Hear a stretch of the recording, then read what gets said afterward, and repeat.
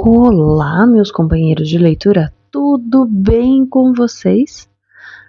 Aqui estamos nós reunidos para mais uma quarta-feira egípcia e eu tô falando assim baixinho, mas eu vou dar um ganho nesse áudio para vocês ouvirem tranquilamente, porque eu estou gravando à noite hoje.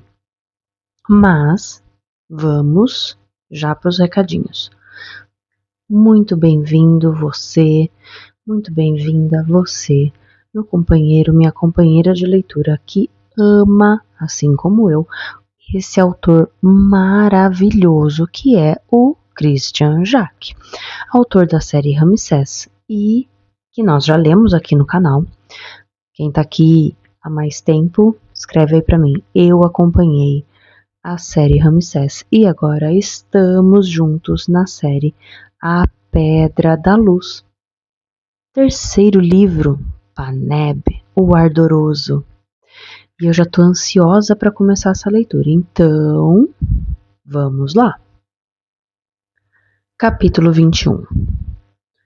Quase um ano já se passara desde a coroação de Sete II, e a situação parecia a mesma, exceto para os artesãos do lugar da verdade, que haviam recebido a anuência do monarca para a localização da morada eterna no Vale dos Reis.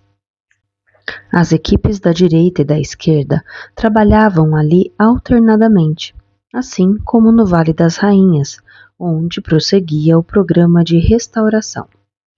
O príncipe Amenemesse não tomara nenhuma decisão, porém saíra da letargia para seguir um treinamento militar comparável ao dos soldados de elite, e essa atitude despertara a simpatia do exército tebano, decepcionado com a falta de atenção do faraó, que, segundo os informantes do general Merry, não sairia de Pi-Ramsés.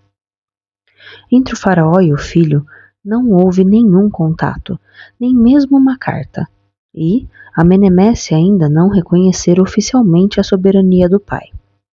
A tensão e a inquietude ainda persistiam, e uma pergunta obsedante repetia-se constantemente: por que o rei não arranjava uma maneira de mostrar a sua autoridade? Com certeza, estava preocupado em consolidar as fronteiras do Nordeste e em evitar uma revolta na Sírio-Palestina. Mas os efeitos da firmeza de Merneptah ainda eram perceptíveis e nenhum perigo de invasão parecia ameaçar de imediato o Egito.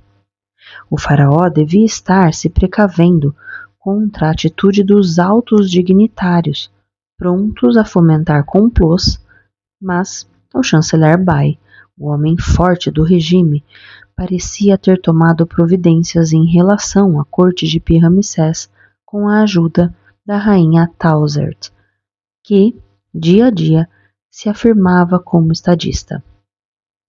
Porque ela também tolerava a sedição larval de Amenemesse. Nesse clima um pouco irreal, Merry ficava cada vez mais nervoso.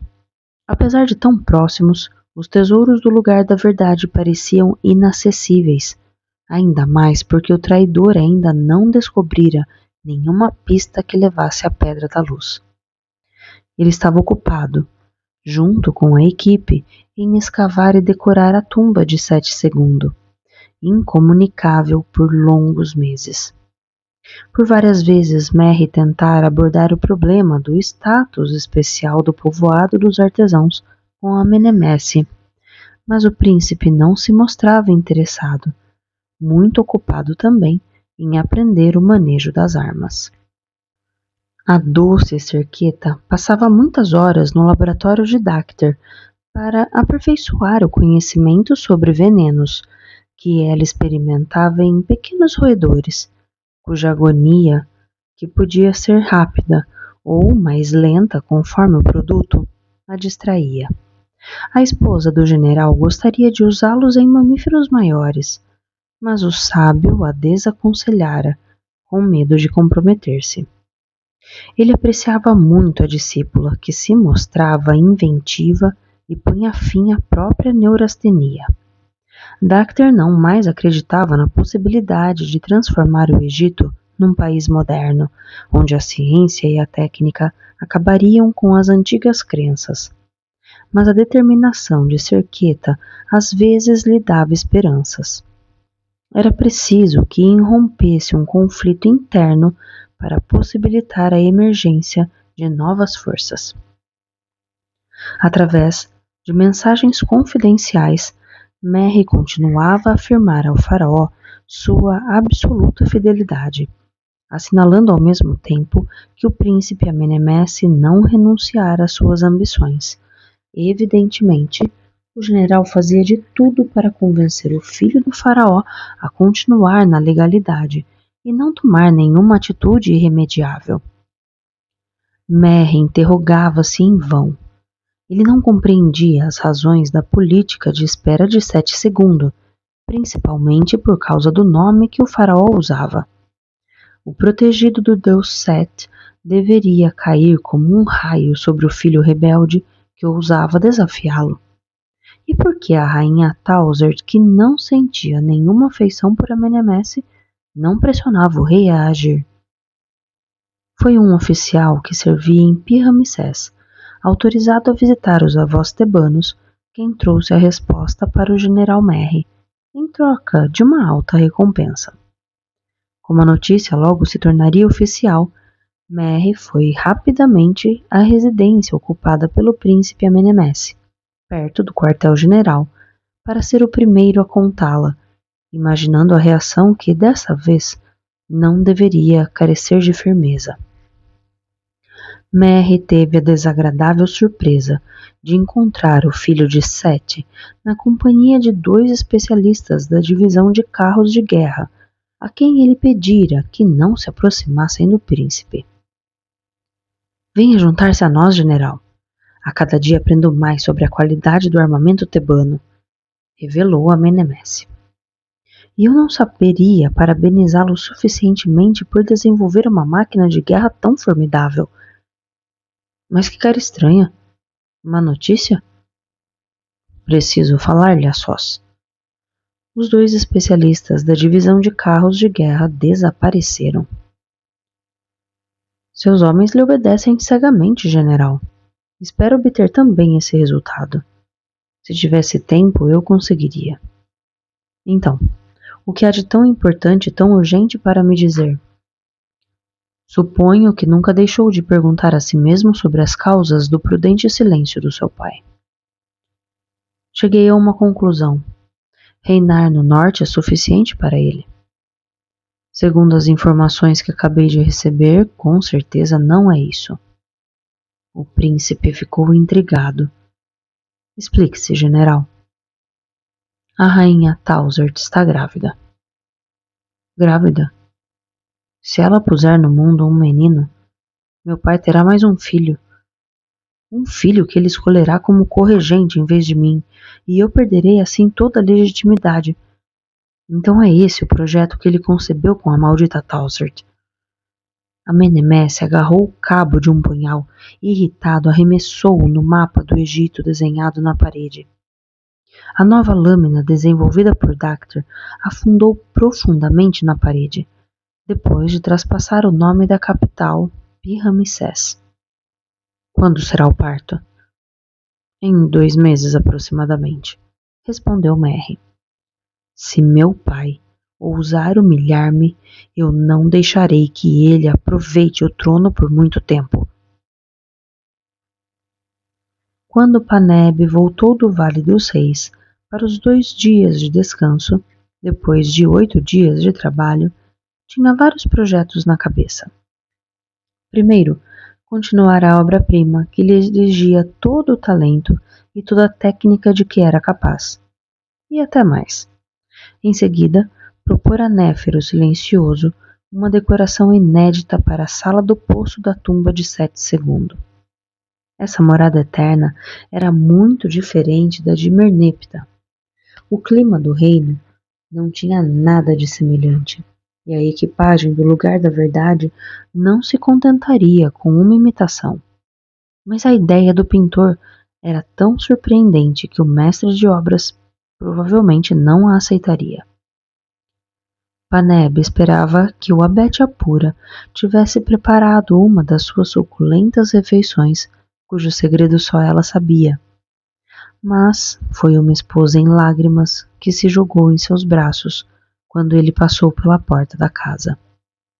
O que está acontecendo? Venha ver a cozinha. Ela conseguiu articular entre 2 soluços.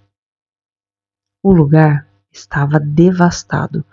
Potes quebrados, panelas viradas, saco de carvão vegetal rasgado, legumes espalhados. Para o Abete Apura, cuidadosa ao extremo, era um cataclismo. Quem fez isso? Seu filho e aquele babuíno. Em vez de esperar obedientemente minha volta do templo, eles transformaram a cozinha em campo de jogos. E eis o resultado. Como a Pert estava com pressa em sair para a escola, nem mesmo escutou minhas repreensões. Não conseguiu detê-lo? Nosso filho só tem 11 anos, mas já é mais robusto do que alguns adultos. Paneb continuou estranhamente calmo. Vou buscá-lo.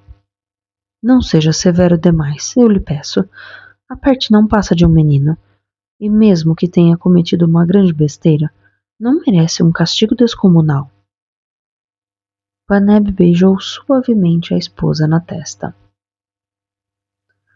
A Pert não fora à escola, onde um artesão da equipe da esquerda dava uma aula de matemática, e o pai teve de fazer uma pequena investigação até descobrir que ele fora para a casa de Gal, o preciso. Meu filho está na sua casa? Ele perguntou à esposa do desenhista. Está. Ele veio consultar meu marido sobre uma divisão complicada demais para o seu entendimento. Diga-lhe que vem aqui. Não quer entrar? Não, o Abete nos espera. Quando a Pert surgiu, parecia meio constrangido. Por que não foi à escola? Não gosto do professor, prefiro Gal. Ele me deu a solução do problema.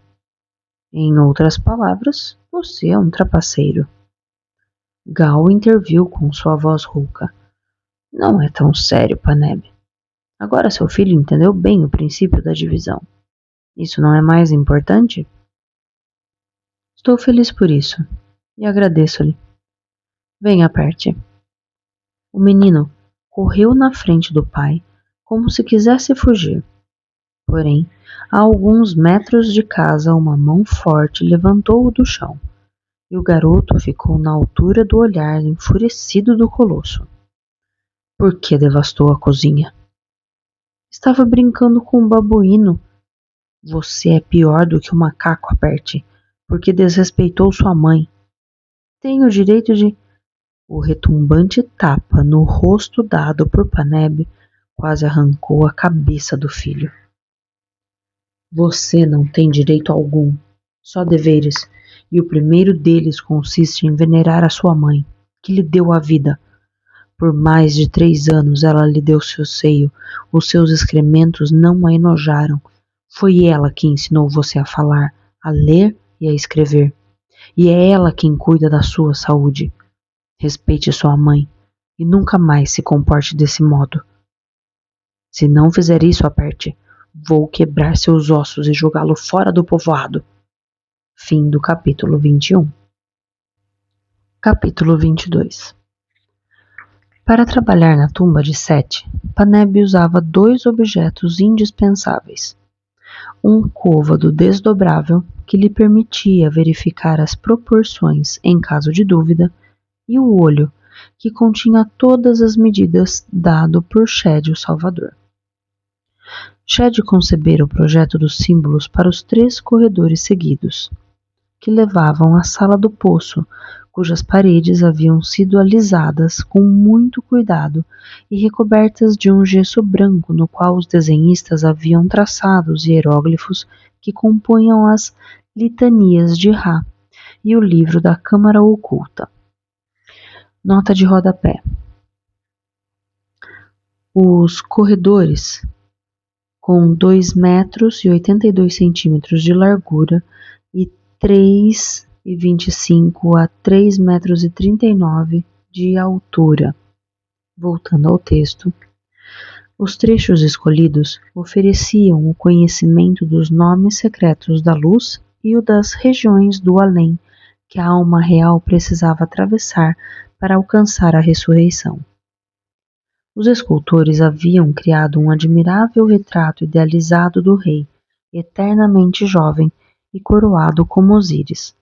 Desse modo, ele viveria a regeneração do Deus do Império dos Mortos e do reino sobre a terra, e continuaria sendo a reencarnação do Sol que venceu as trevas.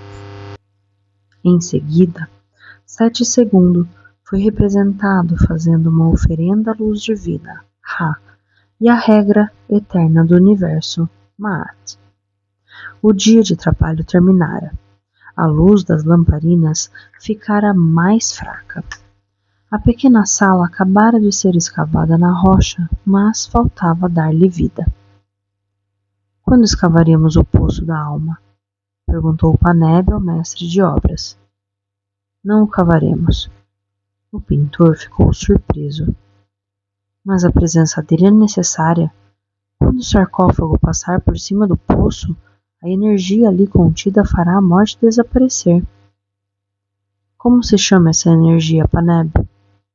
Ela é o Nun, o grande Deus que veio por vida própria, o Pai das forças criadoras, a fonte da vida.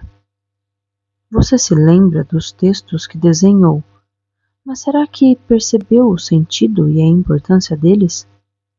Que o poço seja materialmente escavado ou não é secundário.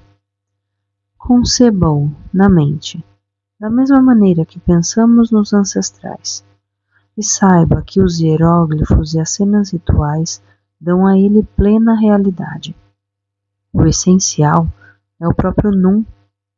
Para alguns, ele aparece como o caos, as trevas insondáveis, a imensidão do universo que o cérebro não captará jamais e que nos causa vertigem. Para outros, ele é indiferenciado, aquilo que era antes de ser e que continuará sendo depois do nada. A substância vital é invisível, presente em todas as formas.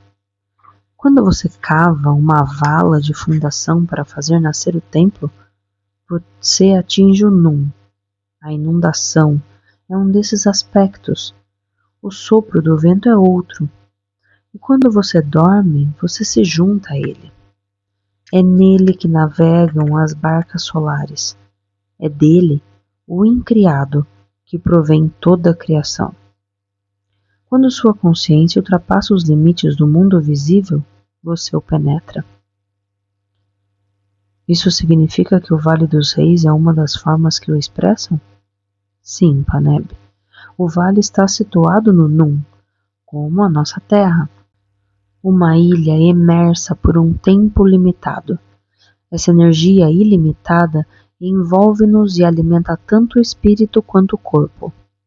Nós, os artesãos do lugar da verdade, temos o privilégio e a responsabilidade de viver dentro do Nun, quando construímos uma morada eterna, onde é expresso todo o poder dele. Graças à harmonia que transforma a matéria bruta, a energia da origem revela-se sem se revelar, e sem ela só escavaríamos tumbas e não santuários de vida. Você quer dizer que o Nun é a matéria-prima? Já é tarde, Paneb, e você queria mostrar um projeto para a decoração desta sala.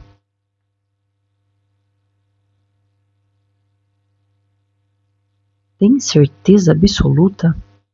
Indagou Paí, o bondoso, a esposa. Absoluta. Desta vez foi demais.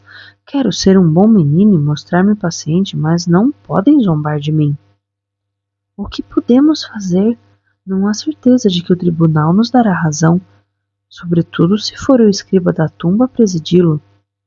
Estou no meu direito. Então, diga-lhe o que pensa. Encorajado pela raiva legítima da esposa, Pai, o bondoso, consultou os colegas, o Nesh, o chacal, e Gal, o preciso, que compartilharam a sua indignação e o acompanharam ao escritório de Quinhir. O velho escriba examinava a correspondência oficial, que não continha nada alarmante, e ergueu atentamente os olhos negros na direção do trio. O que é agora? Precisa nos escutar, Quinhir, exigiu Pai, com as faces em fogo. Vocês têm alguma coisa a me dizer? Tenho sim. Por que se recusa a conceder-me as jarras de cerveja que me são devidas? Não tenho mais nenhuma em casa e não aceito que me tratem de modo tão deplorável. Quando há alguma corvéia, você não hesita em chamar-me, mas quando distribui da boa cerveja esquece de convocar-me. É para o seu bem. Como para o meu bem? Você está quase obeso, pai, e tomar muita cerveja agravaria o seu estado. Você pode ser o escriba da tumba, mas não cabe a você ditar a minha conduta. Errado, pai. Se você ficar doente, sua ausência atrasará o trabalho da equipe, e esse atraso prejudicará a todos. Como estamos em plena escavação de uma tumba real, devo zelar pela sua saúde. E os seus amigos que não o deixem beber às escondidas, porque acabarei sabendo, e serei obrigado a tomar medidas disciplinares. Os 3 desenhistas bateram em retirada. Olhando um para o outro, concluíram que a cabeça de Quinhir merecia estar classificada entre as rochas mais duras. O escriba da tumba sentou-se no tamborete e apoiou as mãos na bengala. Esperou que os membros da equipe da direita acendessem as lamparinas da morada eterna de 7 segundo e depois dirigiu-se ao mestre de obras. O nervosismo está tomando conta da equipe, Nefer, e a equipe da esquerda não se mostra mais serena. Rai teve de repreender os artesãos 2 vezes essa semana, e eu limitei a distribuição de cerveja forte para evitar bebedeiras, durante o tempo em que reconstruímos o mundo. A inquietação é desculpável, advogou Nefer. E eles estão descontentes por prepararem uma tumba que o faraó reinante não se dignou a visitar. Quando se trabalha de maneira correta, não se tem tempo de ficar ansioso. Todos sabem que o nascimento do filho de Tauser de 7 segundo provocará uma reação brutal por parte do príncipe Amenemesse. Se ele tiver um pouco de inteligência, não se voltará contra o pai. Sete virá apresentar o filho ao deus Amon de Karnak, e Amenemesse deverá inclinar-se diante do rei legítimo, e tudo voltará à ordem. Seu otimismo alegra-me, Quinhir. Mas não se entusiasme, Nefer, porque não passa de aparência. Soube que o príncipe Amenemesse teve vários encontros com o grande sacerdote de Karnak, e que as autoridades da região estão surpresas com a modificação radical do comportamento dele. Depois de aproveitar os prazeres da vida, o príncipe tornou-se um verdadeiro soldado, capaz de comandar e de lutar na frente de batalha. E essa vontade guerreira não pressagia nada de reconfortante. Algumas pessoas se contentam com veleidades. Tomara que Amenemesse pertença a essa categoria. Além do mais, não é o general Merry que está encarregado da nossa proteção? Basta um simples decreto real para eliminar esse defensor. Por que Sete nos atingiria com um golpe baixo quando preparamos a sua morada eterna? A rainha Tauser detesta o lugar da verdade, e já pensava em começar o estrago ao tentar substituir-me por um espião pago por ela própria. Ela fracassou, lembrou Nefer. E essa é a prova de que o casal real considera primordial o nosso trabalho. Quinhir meneou a cabeça. Ultimamente não tenho apreciado o comportamento de Unesh, o chacal. Ele sempre se junta a alguém para protestar, ficando sempre na retaguarda, como se quisesse corromper a comunidade, permanecendo na sombra. Vá até o fim do seu pensamento, sugeriu o mestre de obras. Descobriu quem nos trai? Não tenho nenhuma prova de culpa de Onesh, mas aconselho a ficar de olho nele. Não há nada mais preciso? Não, nada. Por que tanto mistério em torno da sala do poço? Paneb fez uma proposta surpreendente que aceitei, e ele começou a pintar. Kenrir franziu o senho. Não gosto de surpresas na decoração de uma tumba real. Essa é bem especial, pois devemos agir na ausência do rei e na incerteza do futuro. Não é preciso levar em conta circunstâncias especiais? Se a iniciativa de Paneb não for conveniente, será preciso apagar e recomeçar. Venha ver. Irritado, Kenrir entrou no primeiro corredor, onde examinou os textos, receando encontrar ideias diferentes. Mas não descobriu nenhum erro, e até constatou que o reboco era de qualidade excepcional. Quanto às cenas de oferendas, elas estavam perfeitamente de acordo com os modelos rituais. Porém, ainda restava examinar a famosa sala do poço. 10 lamparinas de 3 mechas espalhavam uma luz intensa que valorizava cada detalhe das surpreendentes pinturas de Paneb. Não havia nenhuma cena de oferenda, nem divindades, e sim a representação de objetos sagrados que, por ocasião dos funerais de um faraó, eram depositados na sepultura. Um falcão sobre uma tabuleta, uma naja, um touro, um chacal, um ibis, um crocodilo e diversas estátuas mostrando o faraó numa barca, ou segurando um cetro, ou de pé sobre uma pantera, ou na figura de uma criança nua tocando sistro, ou de um ritualista que levava uma oferenda real. Esses objetos serão fabricados em ouro por Tuti, especificou o mestre de obras, desde que a confraria não seja levada pela tormenta. Se infelizmente isso acontecer, nada faltará ao rei, pois essas pinturas, depois de adquirirem vida pelos ritos, serão transformadas em realidade. Kenrir estava boquiaberto. Paneb escolhera formas simples, sem elegância, mas que encarnavam as diversas forças que acompanhavam a alma do rei na perpétua viagem pelo além. Um fino contorno vermelho destacava algumas figuras, e todas elas estavam pintadas na cor do ouro. Está satisfeito, Kenrir? Não. Estou completamente saciado. Fim do capítulo 22. Capítulo 23. A rainha Talzert acabou de pôr um filho no mundo, declarou o general Merry com gravidade.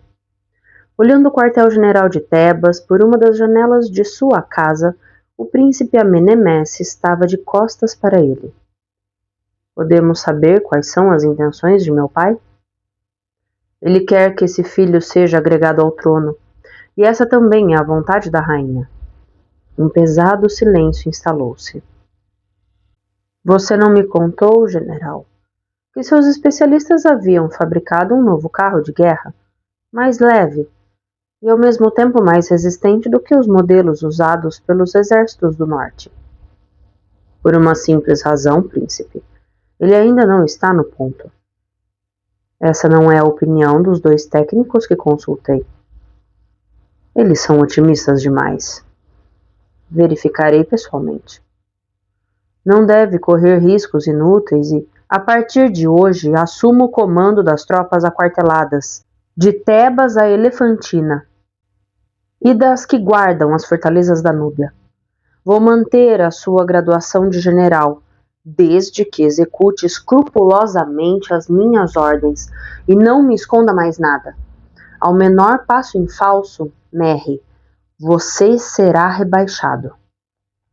O general inclinou-se. Chame os escribas para que eu dite um decreto. Um decreto. Devo entender. Amenemesse se virou. Merry não o reconheceu. O rosto perdera todo o langor. O olhar tornara-se penetrante. Os traços eram imperiosos. Não fui suficientemente claro? Estou às ordens de Vossa Majestade. Amenemesse deu um sorriso triunfante. Continue inteligente, general. Melhor assim. Quando eu terminar de ditar o meu decreto, iremos a Karnak. Amenemesse, o filho de Amon, escolheu como nome de coroação aquele que é estável como Ra, o eleito da luz divina. Com a bênção do grande sacerdote de Karnak, e tomou como esposa uma tebana de origem estrangeira que ele instalou no palácio real. O novo faraó fez com que os nobres tebanos o reconhecessem como tal e eles o aclamaram. O faraó exigiu fidelidade total. Imediatamente, mensageiros foram enviados a todas as províncias do país para espalhar a notícia. O Egito era de novo governado e logo a prosperidade estaria de volta. Um grande banquete, durante o qual Serqueta não cessara de fazer trejeitos, lançando doces olhares ao monarca, reunira a corte de Amenemesse, onde todos se esforçaram para parecerem felizes e descontraídos. Ao voltar para casa, Serqueta despiu-se e mandou que a massageassem. Descansada, ela foi ao encontro de Merry no escritório. Ainda está trabalhando? Hoje não é um dia de festa? Não posso perder nem um minuto para enviar uma carta criptografada a Sete, explicando-lhe que não tenho nenhuma autonomia, mas que continuo seu súdito fiel. Serqueta sentou-se no colo de Merry. A situação está ficando muito excitante.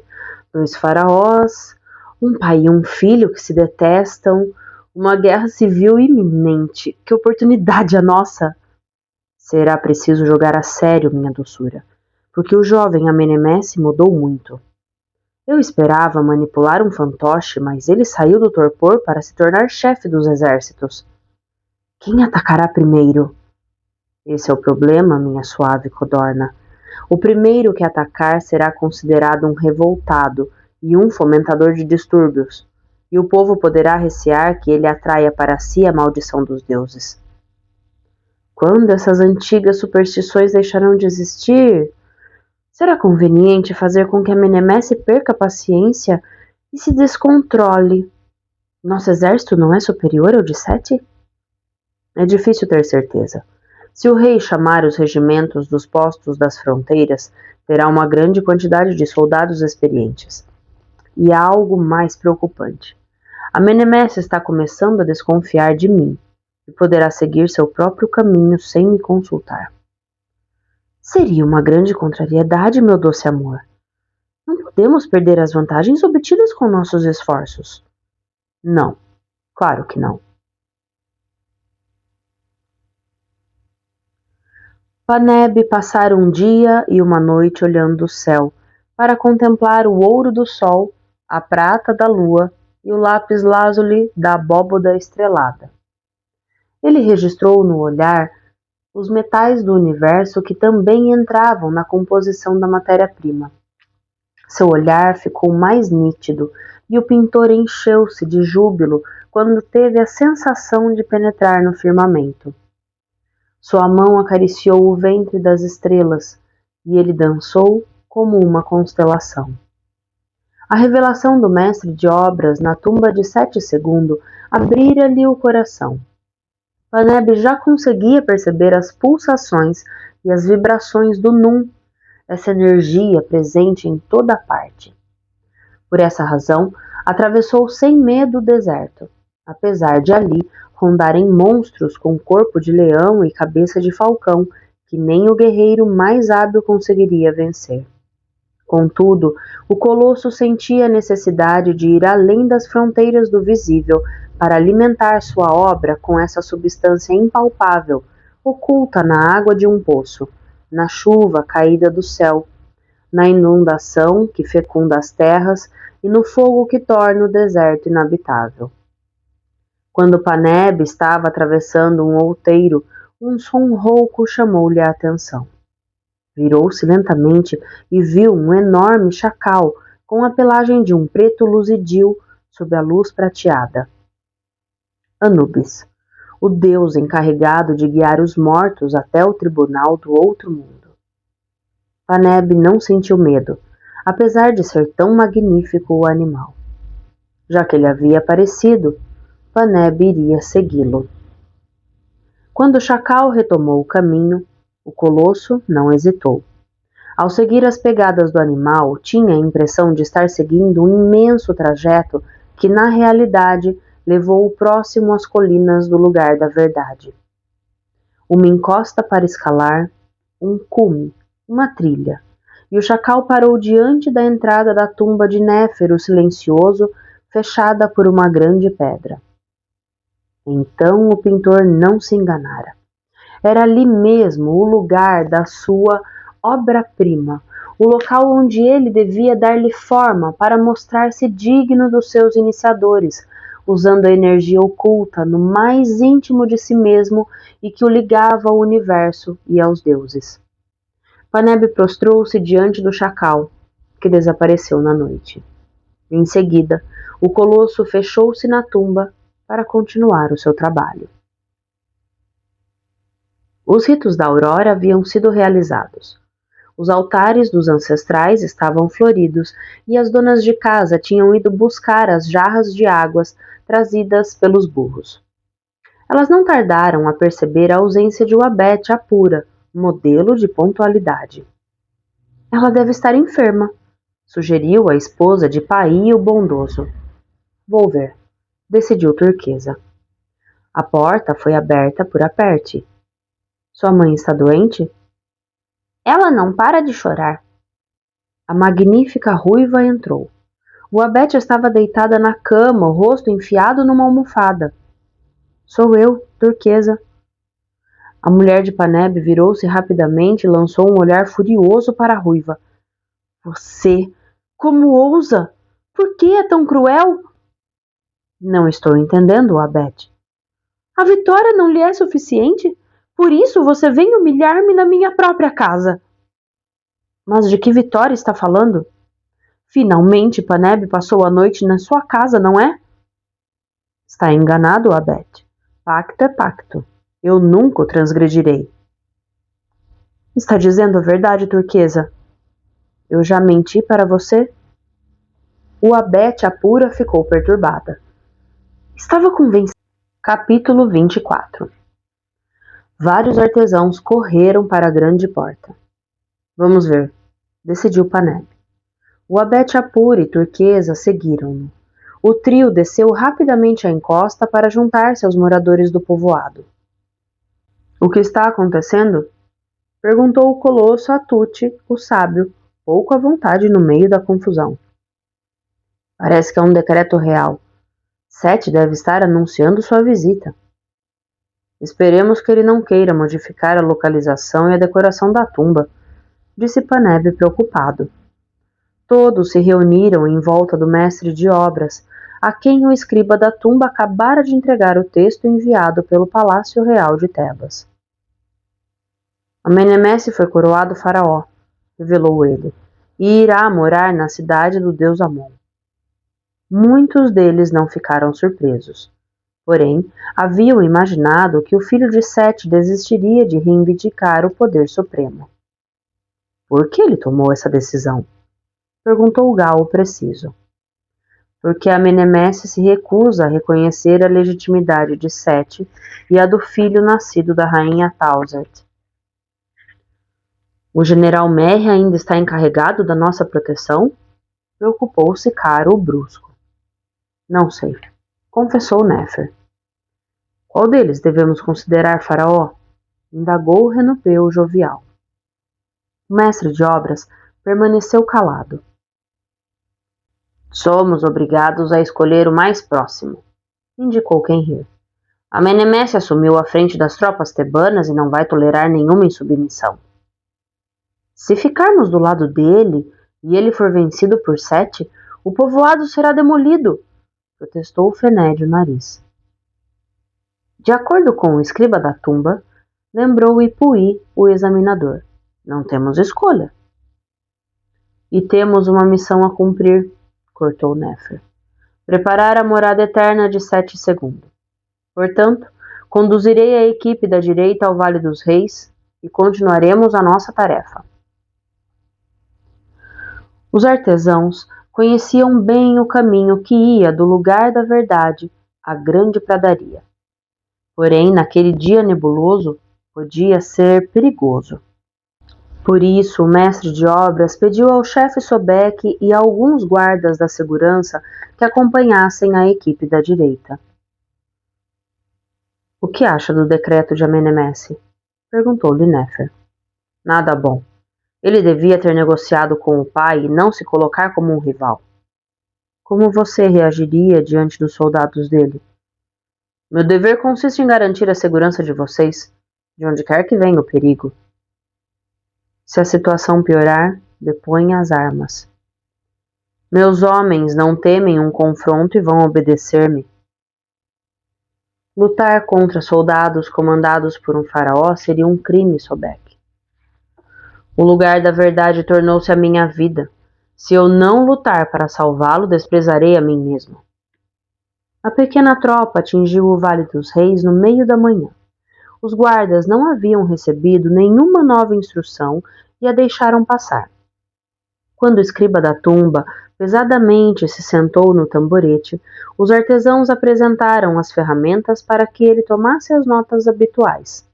Porém, todos estavam desanimados, exceto Paneb, que acendia as lamparinas dispostas ao longo dos corredores que chegavam à sala do poço, cuja decoração estava terminada. Depois daquela sala, os artesãos haviam escavado em uma outra com 4 pilares, cujas paredes seriam ornamentadas com cenas e textos extraídos do Livro das Portas.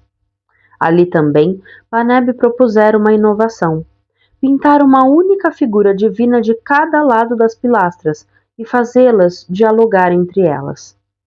Depois que Gal o Preciso, o Nesh o Chacal e Pai o Bondoso traçaram os esboços em vermelho, Shed o Salvador fez algumas correções com tinta preta, principalmente nas curvas dos rostos. Em seguida, com cores, Paneb dera vida a Osíris, Itá, Anubis, Horus, bem como as outras formas divinas que recebiam a oferenda do faraó. Os talhadores de pedra continuavam a cavar. O carpinteiro e o ourives preparavam os objetos dos ritos que fariam parte do tesouro ritual de 7 segundos. Retomando o ritmo de trabalho, os artesãos esqueceram-se dos graves problemas para se consagrarem à obra. Nefer, venha depressa! Gritou Kenhir na entrada da tumba. O mestre de obras subiu rapidamente. Ao lado do escriba da tumba estava um guarda de segurança núbio. Soldados estão vindo para o vale. O chefe Sobek aguarda suas ordens. O que vai decidir? Perguntou Kenhir nervoso. O Vale dos Reis continuará sendo um terreno sagrado e inviolável. Como faraó, Amenemesse tem o direito de entrar. Lembrou o escriba da tumba. Fique aqui com os artesãos, ordenou Nefer. Vou acompanhá-lo, anunciou Paneb. De braços cruzados, o chefe Sobek e vários núbios estavam diante do estreito acesso ao vale. Eles mantinham os olhos fixos na estrada que os soldados, anunciados pelas sentinelas, pegariam em poucos minutos. Quantos homens? Uns 50. Podemos vencê-los, avaliou Paneb. O colosso foi o primeiro a ver o comandante da tropa, o general Merry em pessoa. O carro dele parou a uns 20 metros do pequeno grupo e ele desceu autoritário. Atrás dele, arqueiros preparados para atirar. Nefer avançou na direção do general. Preferia revê-lo em outra circunstância, mestre de obras. Mas o papel do destino não é de reservar-nos surpresas? O que quer de mim, general? Suponho que deve ter lido o decreto do faraó Amenemesse. Todos os habitantes do lugar da verdade foram informados. Ainda está encarregado da nossa proteção? O rei não me tirou essa responsabilidade, mas ignoro quais são as suas verdadeiras intenções. Como general, devo obedecer às ordens, quaisquer que sejam elas, mesmo que lhe pareçam injustas. Amenemesse assumiu o poder, sou apenas um executante. O novo rei exige respeito e não creio que se mostrará muito paciente. Devo lembrar-lhe que a confraria trabalha para o faraó Sete II, mestre supremo do lugar da verdade? Seria melhor evitar esse tipo de declaração. No decreto, Amenemesse não especificou se pensava assumir essa função. Repito que ignoro as intenções dele em relação a vocês, então, até um informe mais amplo, considero Sete II como o rei do povoado. Por isso, vamos nos consagrar ao acabamento da tumba dele. Desista desse projeto, mestre de obras. Ao contrário, tenho o dever de concluí-lo.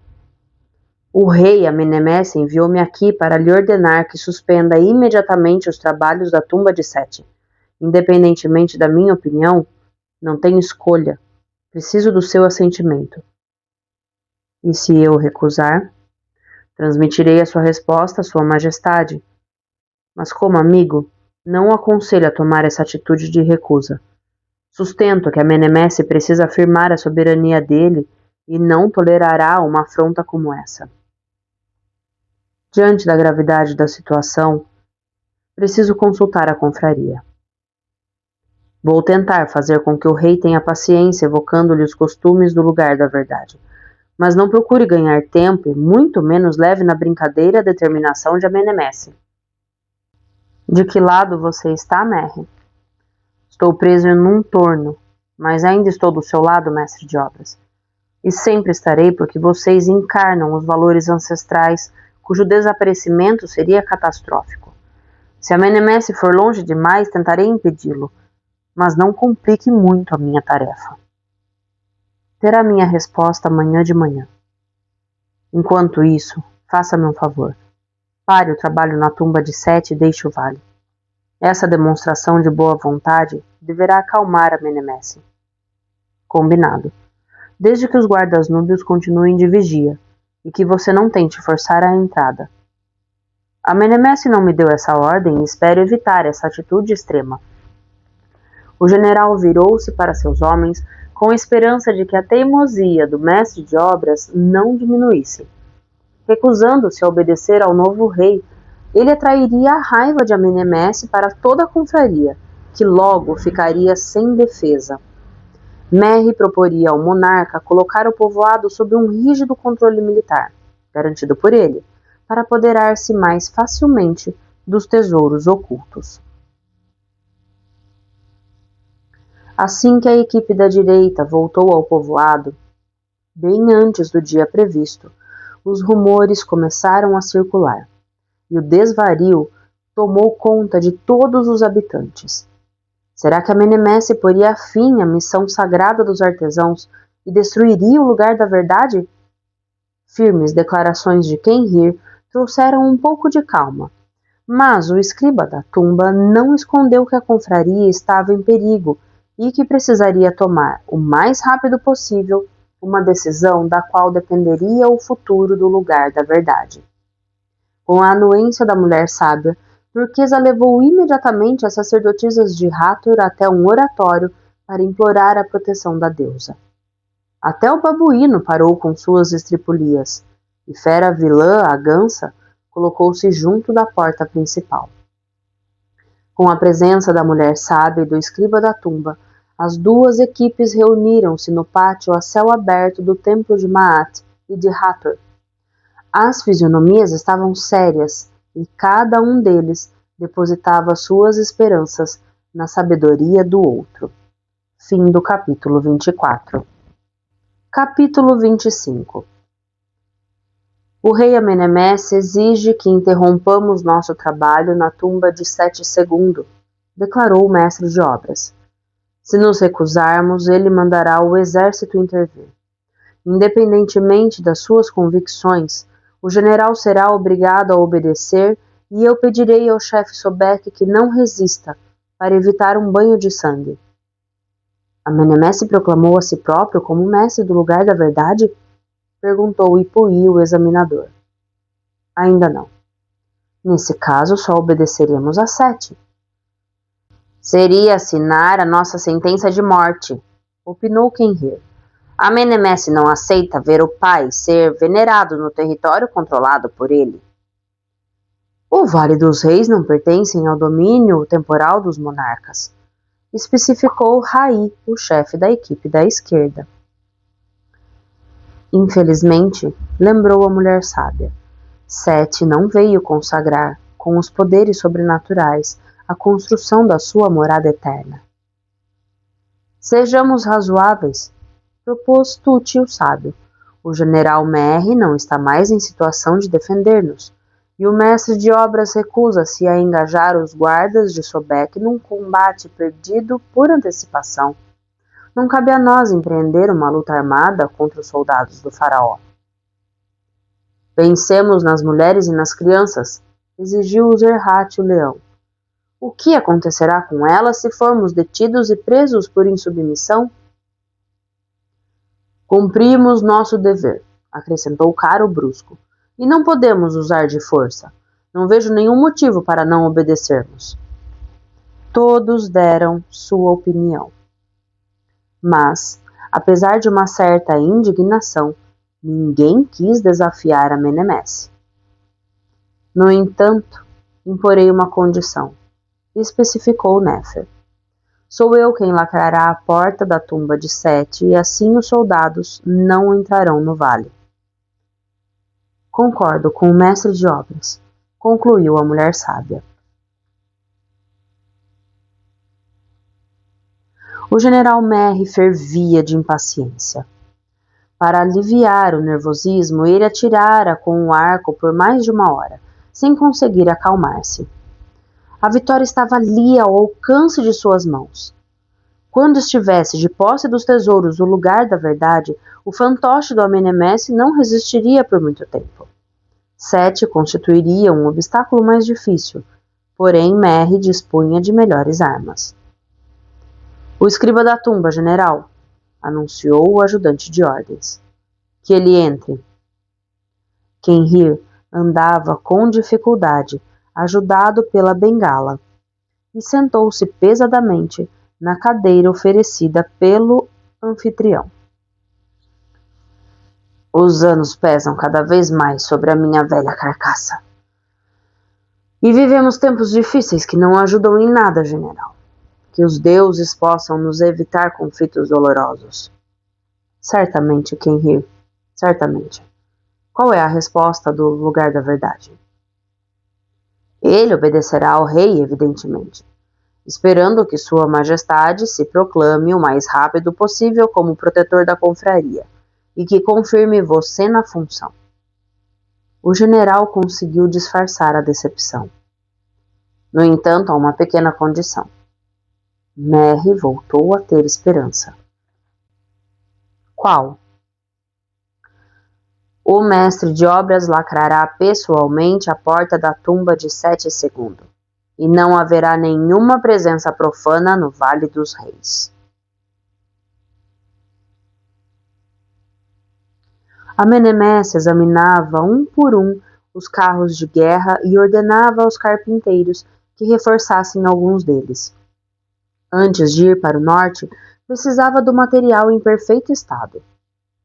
O lugar da verdade aceitou interromper os trabalhos, Majestade, disse Merry. Duvidava disso, general? Néfer, o silencioso, tem um caráter inflexível, e os artesãos não são fáceis de manipular. Agora você tem a prova em contrário? Parta imediatamente para o vale. Verifique se não há nenhum artesão no canteiro de obras e obstrua a entrada da tumba de meu pai.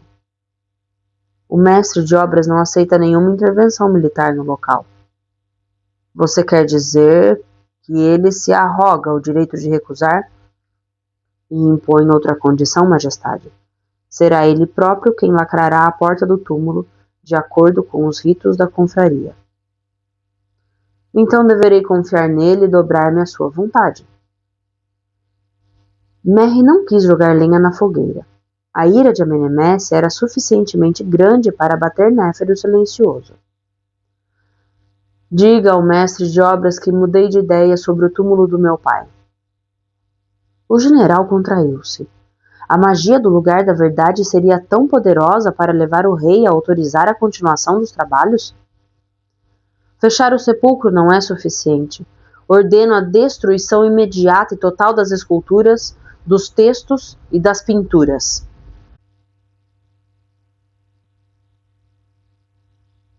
Néfer percorreu lentamente a rua principal do povoado. Olhou para cada uma das casas e pensou naqueles que ali habitavam. Com o passar dos séculos e com o ritmo do trabalho comunitário, haviam forjado um corporativismo e uma genialidade especiais que ultrapassavam os defeitos e as mesquinharias inerentes ao caráter de cada um. Faraós sucederam a faraós, mestres de obras a mestres de obras, e ninguém rompera o pacto que fazia do lugar da verdade o depositário da pedra da luz, capaz de transformar a matéria. E essa grandiosa aventura ia terminar por causa da vaidade, da brutalidade e do ódio de um monarca que assim provava sua incapacidade para reinar. Antes de convocar novamente a grande assembleia, Silencioso queria ter tempo de se deter nas residências brancas e bem cuidadas, onde moravam os habitantes do povoado, com suas alegrias e dores, grandezas e mesquinharias, e que haviam conhecido o milagre cotidiano da solidariedade e da fraternidade. Um nariz úmido esfregou-se na perna do mestre de obras. Moreno, você também está passeando? O cachorro levantou-se para pôr as patas da frente nos ombros do dono. Nos olhos cor de avelã, ansiedade e confiança se misturavam. Tranquilize-se, não se falta a palavra dada. Amanhã de manhã, declarou o mestre de obras aos artesãos, retomaremos o caminho do Vale dos Reis. Então o canteiro de obras será reaberto? Alegrou Nact o possante. Amenemesse deu ordens para destruirmos a tumba de Sete II. Uma perplexidade profunda tomou conta da assembleia. Destruir? Repetiu Paí o bondoso, chocado. O que significa isso? Quebrar as esculturas, apagar os textos e as pinturas, destruir o nosso trabalho. Mas não sabemos destruir, protestou Renopeu jovial, cujo olhar perdera toda a vivacidade. O rei Amenemesse quer subjugá-los, explicou Quenrir com a fisionomia sombria, e fazer-nos compreender que só ele toma decisões. Nunca um faraó se conduziu como um tirano, lembrou Ipuí o examinador. Essa ordem é insensata. Não tem nenhum valor. Se não a respeitarmos, objetou Tuti o sábio, nós é que seremos destruídos. Vamos comportar-nos como covardes? Insurgiu-se Paneb. Entramos nessa confraria para construir e criar. Se esse Amenemesse odeia o próprio pai a esse ponto, que envie suas tropas para combatê-lo, mas que não conte com nossos braços para degradar o vale.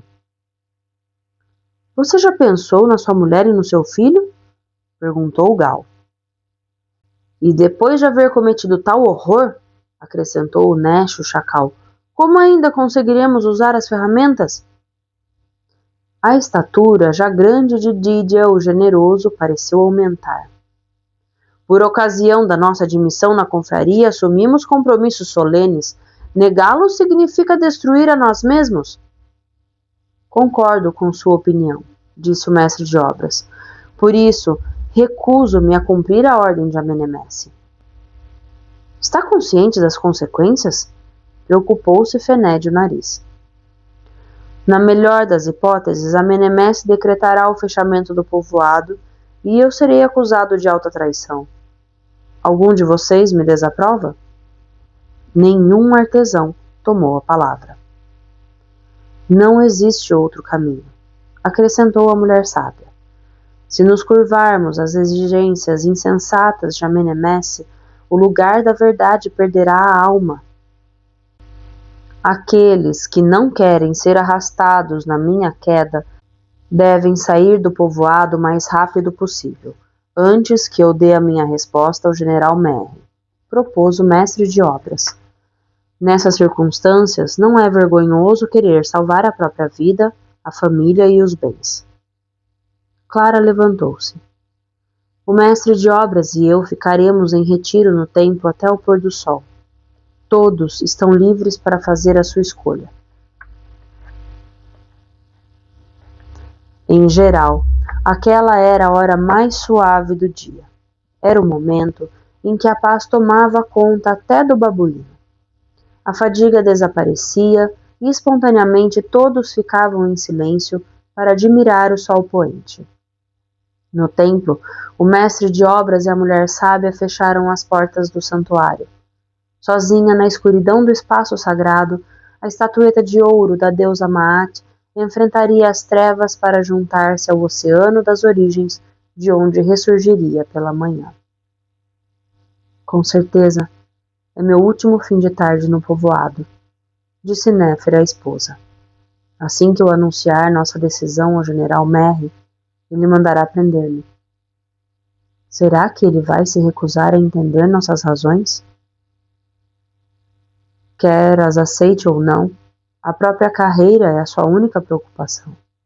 Ele obedecerá cegamente a Amenemesse.